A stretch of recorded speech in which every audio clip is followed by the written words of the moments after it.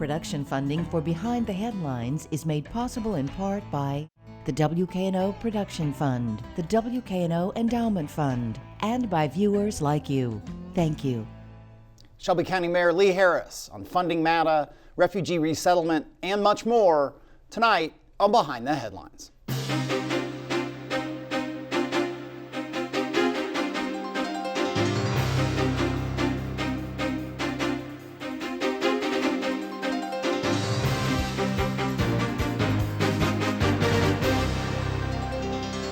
I'm Eric Barnes with the Daily Memphian. Thanks for joining us. I am joined tonight by Lee Harris, Shelby County Mayor. Thanks for being here again. Sure, thanks. Along with Bill Dries, reporter with the Daily Memphian.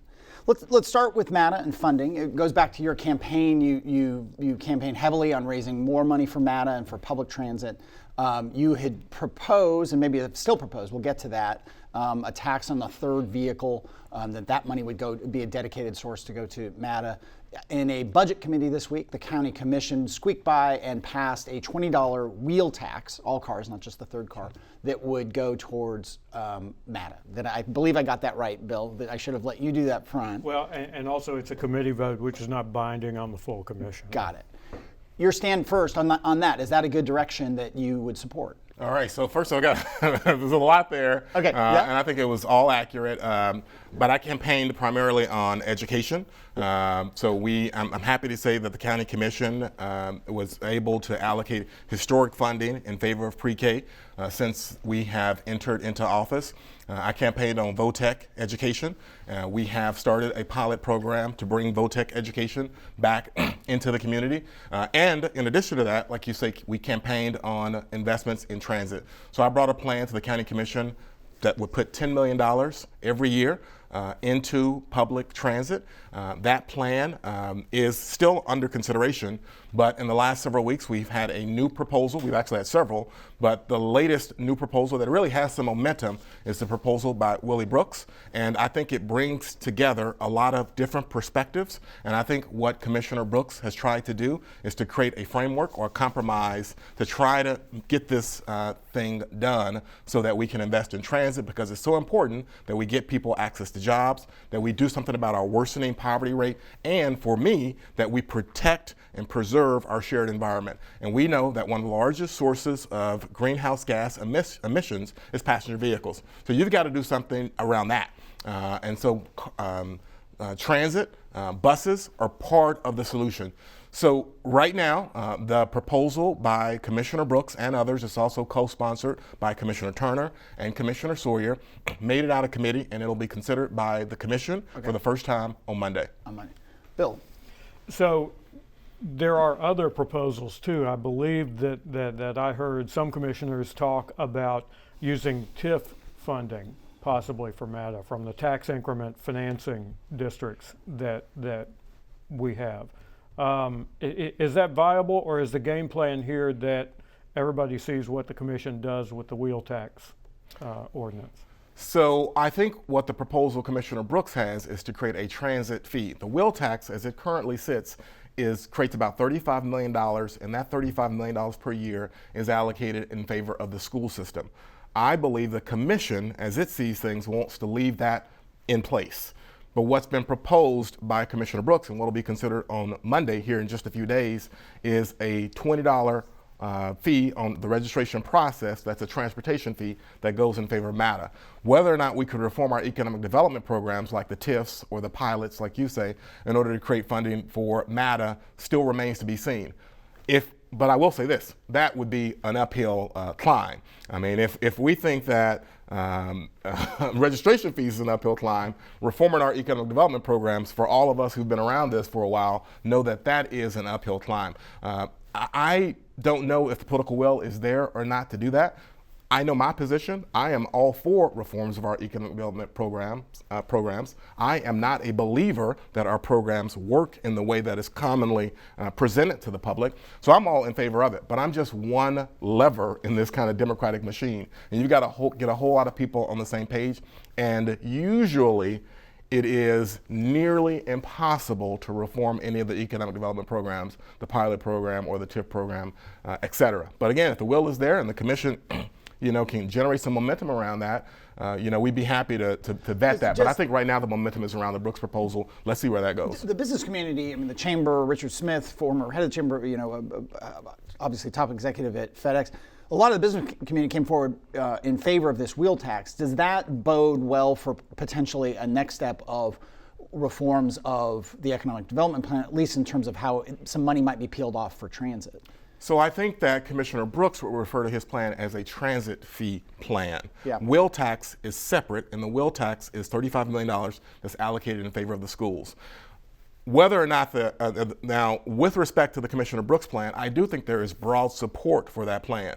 We had the largest crowd to ever attend a county commission committee meeting here just a day or so ago, and they were almost to a person in favor of millions of dollars in favor of transit and for the Brooks plan. But do you have any sense, I mean, again, you may not, but I'm just saying, would a next step be that group, that business community, which is very integrally involved in the EDGE and pilots and TIFs and so on, you don't think they would want to touch that? I don't think anybody's going to be in favor of economic development reform. Okay. But it is an option, and if it were to develop some momentum, I'd be happy to vet it. But I think these are uphill battles. Okay, I think they go nowhere, and I don't think the political will is there for economic development reform. Okay, let's go back to that.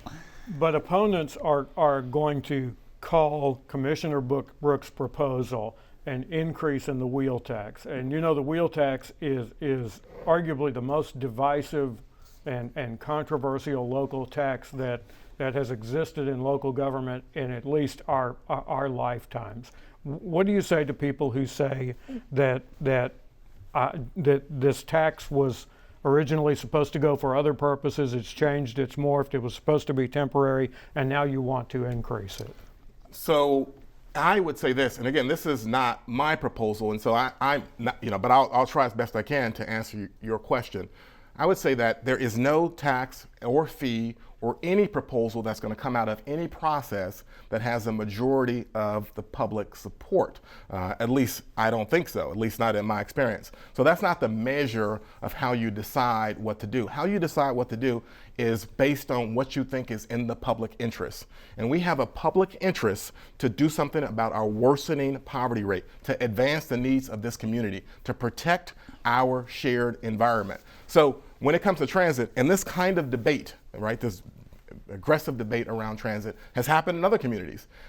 You can't dwell only on the cost. You have to also keep in front of mind the benefits of public transit. And I've talked about those. Those benefits include the environmental benefit, the economic benefit, and the equity benefit. The fact that we have 200,000 people living in poverty in this community, and someone has to work on that, right? We have millions of dollars that go out the door every year, in my view, in favor of downtown development projects. Some of those I support. We can put millions of dollars into initiatives like transit that help folks who are trying to get job access, who are trying to get home to their family in time to spend time with them, right? Who are trying to have more opportunity. We can do it. We can do millions of dollars on buildings. We can also invest millions of dollars in people. Do you have confidence in the Memphis Area Transit Authority to pull this off? And the reason I mention that is because you've said this funding is tied to the 8 most popular routes that are currently in the system. One of those would be the Innovation Corridor. The federal funding and everything else has been rounded up for that $72 million project, and it's still going to take 5 years, MATA says, before the Innovation Corridor is going to be up and running. I have not a lot of confidence in the capacity of local government to do a whole lot of things. So you've got to really work hard to hold them accountable, which is why we've been so deliberate and so careful about entering into this discussion around transit. Remember, we waited a whole year before we came out and presented a plan around transit. That was after making sure we looked under the hood, kicked every tire around transit, and really understood that organization. So having done that, I think we have put features in place, and Commissioner Brooks's proposal carries those forward, put features in place that will hold MATA accountable. Features like Commissioner Brooks asked for 2 board seats that Shelby County Commission will control to make sure that there is someone overseeing what is happening at MATA. In addition to that, The proposal would come to the commission every single year as part of the budget process. And so every single year as part of the budget process, the commission would get to a report from MATA about whether or not they're living up to some of what has been promised. In addition to that, one of the problems, I mean, it's not my proposal, but one of the recommendations I would make to Brooks around his proposal is that also we need to see a formal reauthorization process. Because remember, one of the things people are so anxious about when it comes to the last will tax process is that they thought that would sunset at some point, that there would be some limitation in terms of timing on that previous will tax, and that never came to fruition. I've looked at the will tax that was passed in '87. That was never part of the will tax.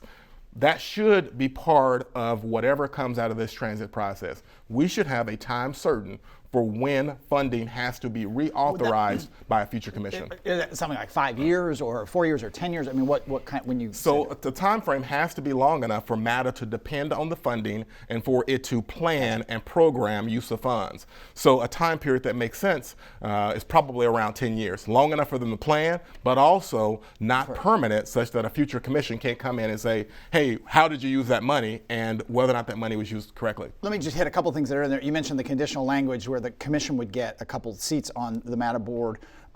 There's also, let's see, exempt county residents with incomes under $30,000 from the new $20 fee. An amendment to exclude senior citizens failed. And I can't remember if we had said, but the proposal is up to $9 million would go to the county's general fund. After that $9 million, if that $20 wheel tax fee, whatever, transit fee, tax, whatever we want to call it, anything above the $9 million would go into the county general fund. I think I have that right. Separately, I think, am I right with this bill that the same group, the same committee said that 1.5% of the county's CIP budget would start going to MATA? Is that okay?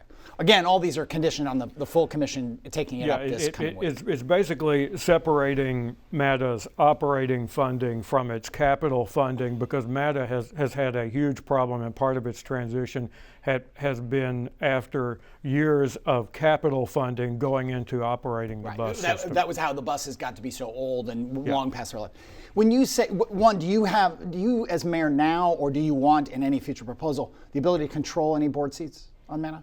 Yes, yes. All the proposals that have been discussed, two board seats. Okay. Oh, no. No, not from the mayor's office then. You would not have control of that. The charter provides that all appointments in Shelby County are made by the mayor and approved by the county commission. And so these appointments, should they come to fruition, would follow the same process. So you have some, in terms of I'm just getting back to that accountability. You feel like you have some amount of ways and leverage to have accountability over MATA. Okay. When you put $10 million into an organization and you're on their board, yes, you'll have some accountability. And then when you say that, I mean, Gary Rosenfeld, correct? Is that the CEO of MATA, has been in the job, Bill, 2 years, give or take, something like that? Mm-hmm. Is that a knock on him? I mean, are you doubting his leadership, or are you talking about the institution of MATA?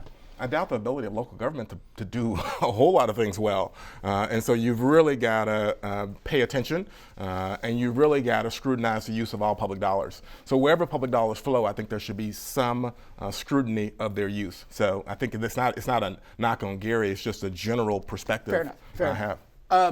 Shifting gears a little bit, we're talking about tax increase, and I have no idea where the mayor's office, what authority you have over this, but I'm sure you have some opinion on it. The sales tax increase that was passed, the referendum was passed by the city government the city residents in the fall. There's some question about whether the county will now, hold a referendum, move forward with trying to take part of that. Where do you stand on that at this point? I'm against that. I don't think that's going to happen. I don't think the county's considering that. I haven't heard commissioners talk about that. Ed Ford came on the show and talked about it, and talked about the possibility of pursuing it. Right after it happened. But I haven't heard much about it since then, so I was checking with you. I haven't heard a commissioner. So you think that money should just stay with the city? I think the money should stay with the city for sure, to restore the benefits to law enforcement and to fire. Okay. Bill. Let's go back to MATA for just a second. As I understand it, you're not giving up on your sustainability fee that you originally proposed for this, what some folks have called the third car fee.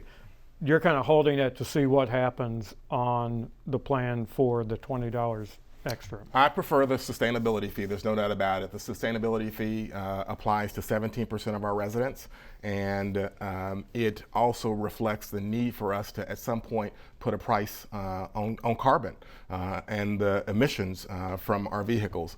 I mean, climate change is real, so I'm worried about what happens at the end of the month, but I can't be in responsible leadership and not worry about the next 50 years.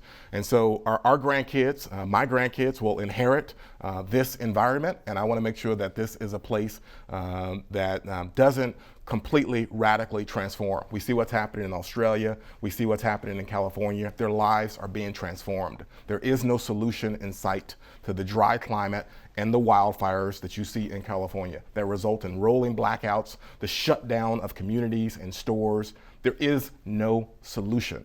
And that's happening right now in 2020. We are going to have to get our minds around that, and we're going to have initiatives that reflect the deep issues associated with climate change. And so I would prefer the sustainability fee, because what it does is it says that, look, if you have 3 or more cars, you're likely using the roads a lot more, and you're likely generating more emissions that degrade our environment. And so please help us to fund solutions like transit and other infrastructure. So I prefer mine. I also prefer it because it only applies to 17% of our citizens. And I believe that if you're going to raise a fee, that a broad-based fee should be an option of last resort. You try as best you can to not tax or fee the community at large. And so that's what my plan does. And so I think it's a much better plan. But are you going to try to pursue both? I am. Yes, of course. No, I mean, if the $20 wheel tax fee cost, whatever it's called, passes, would you continue to try to go after the third car? I am pursuing one plan. Okay. The sustainability fee is the plan that I am pursuing. But even if the $20 passes through commission, the $20 wheel tax increase? It's a democracy. So obviously, if the commission passes something, the administration is going to execute. But what I will say is with respect to the Brooks plan, we have feedback and recommendations about how to make that plan better. And assume if those recommendations come into the Brooks plan, then that may be a different story. But as it currently sits, I prefer the sustainability fee, and I'm currently pursuing my plan. Okay. Let's move. I mentioned refugees at the top of the show, and you signed a letter and had a bit of a ceremony, I think, in your office about I guess it's the extension of the refugee resettlement plan. It's a federal program that over many decades gave some 300, as many as 400 refugees would be resettled into Shelby County. That number has gone down dramatically. I think it's gone from 56 to 44 last year, as the President Trump's administration has curtailed all immigration, but the refugee resettlement program. Why? You not only signed the letter, but you really emphasized and made a big deal out of doing that. Why was that important to you? So for me, refugees are folks that by definition are fleeing countries where they're being persecuted, where their lives are in jeopardy, where they reasonably fear death or substantial harm. And all of us have to do our part to provide safe haven in those circumstances. If the U.S., if Tennessee, if Shelby County, if our community has the resources to take in refugees, people whose lives are on the line, then I think we have a moral duty to do it. So that's why I emphasized it. I emphasized it because the best of us is not a philosophy of what about me. That's not the best of us, right? The best of us is when we go out and try to help those who are vulnerable and those who are in need. And refugees are in dire circumstances. Many of those refugees lose their lives just in transit to get to a safe haven. Family members lose their lives. So we can do something to help this country, this community. This is, one of the real features of Shelby County is that we have a deep, abiding faith. And part of that faith heritage is mission trips and support of those in need around the world. So I think it's an easy call to me, and I'd love to see us open our arms to refugees. I should also mention, because I just saw the movie Harriet Tubman. We have refugees where we all know in a lot of different circumstances, But what's little known, and if you go watch the movie Harriet Tubman, it becomes true, it becomes plain that the Underground Railroad is all about refugees, right? These are escaped slaves trying to make it to a place where the law will protect them as refugees, whether it was along the East Coast, Pennsylvania, Massachusetts, or New York, or make it to Canada, where the refugee laws were strong. That's what that whole debate was about, in part, right? It was about whether or not slaves would be free in America, but leading up to that was whether or not there was a place where you could escape to with refugee laws that would protect you. If not for those refugee laws, we wouldn't have Philadelphia, modern-day Philadelphia, or an African-American community in Canada. So that's an important part of all of our heritage, and that is the best of us, and that's what we should be doing.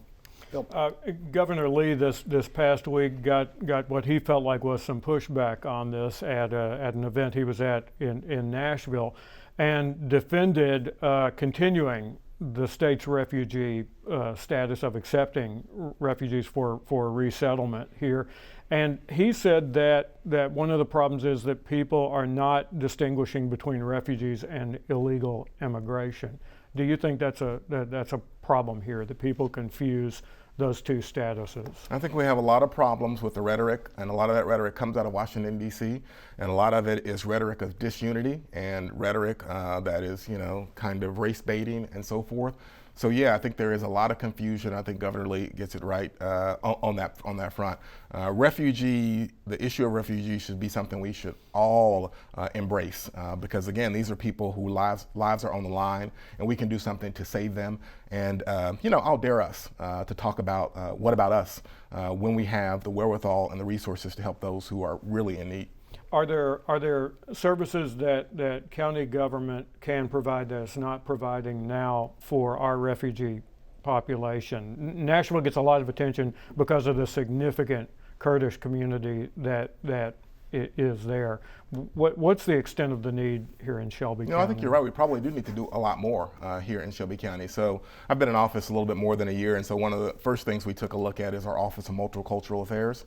And so we're going to do what we can to beef up that office, and we've got some ideas right now in the pipeline that are about to materialize as I go into my next state of the county. But in addition to that, just overall, we want to make sure that our numbers are up. I think Eric had it right, that we used to accept 10 times the number of refugees that we accept today. And so the number is now just a very, very small number. When you look at globally, the United States of America accepts less than 1%, I think, is the last statistic I saw around refugee resettlement.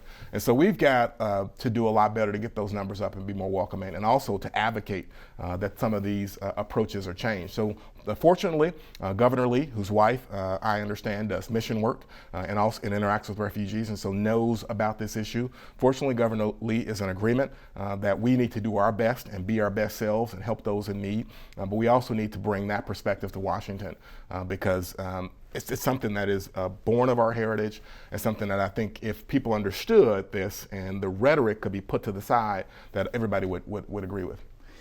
Just a couple minutes left here, so move through a number of things somewhat quickly. I think it was about a year ago we had you on the show, and the county commission was in the midst of, or had just voted to put, I think it was $1.5 million towards studying an expanded juvenile justice center. What's going on with the juvenile justice center? Is that going to be expanded? Are you comfortable with what's happening there? We're still working on that issue. So we have a lot of needs, substantial needs, and we're going to have to knock those out. We are working right now to create a culture around carefulness when it comes to spending, and so that is in process, and making sure that we are aligned with the county commission to spend on important top priority initiatives. One of the top priorities, as you mentioned, is a new youth justice and education center. And so we're going to come to the budget process here again soon and ask the county commission to set aside funding for a youth justice and education center. I think I'm right in this, that while violent crime overall in Memphis-Shelby County is roughly stable in the last year, it was up dramatically midsummer. Am I right, Bill? It was up something like 50 or 60% among juveniles. Yeah. It was a huge spike in juvenile crime. Is that an indictment of the existing juvenile justice system that juvenile crime could spike so much? And yes, it's an indictment that we are not doing enough to rehabilitate juveniles, to remind them that they have their whole future ahead of them, and that there is still opportunity in this community for them. So in Shelby County government over the last year, we have been able to expand our evening reporting center. So evening reporting center is somewhere that is an alternative to detention. It's an after-school programming geared particularly to juveniles that are justice involved. And so we've just opened up a new one in partnership with Shelby County Schools. In addition to that, we've entered into a partnership with UT to do a youth advocacy coalition. And that is where justice-involved youth and their families can go to get resources and get direction around how to get help. So we've got to do a lot more of that as a community. I think everybody's on the same page there. And I think everybody's on the same page that our youth crime is too high and it's growing. Just one of your priorities, we'll stay on criminal justice reform. We could do a whole show on this issue, but you've made a legislative priority. Legislature is about to go into session out of changes to the reinstatement of driver's license. There's some 100,000 people, I guess, in Shelby County whose driver's license they've lost their driver's license. That process of reinstating is very complicated. You want to simplify it. Why? Right. So I want to expand the ability of people to get their driver's licenses returned. We have over across the state, according to the state, we have over 600,000 people that have lost their driver's licenses because of court debt. And so these are instances not necessarily related to their ability to safely use a motor vehicle, but they just can't pay their court debt.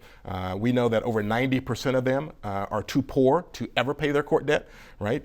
Because there was a federal case that examined this issue, and in that federal case, the court found they'll never pay it. So they don't have access to driver's licenses. We need to try to create a path for people to get driver's licenses, because if they don't, they continue to drive and go through this cycle of negative interaction with law enforcement over and over again. All right, we will leave it there. Thank you for being here. Appreciate it. Thank you, Bill. And thank you for joining us. Join us again next week.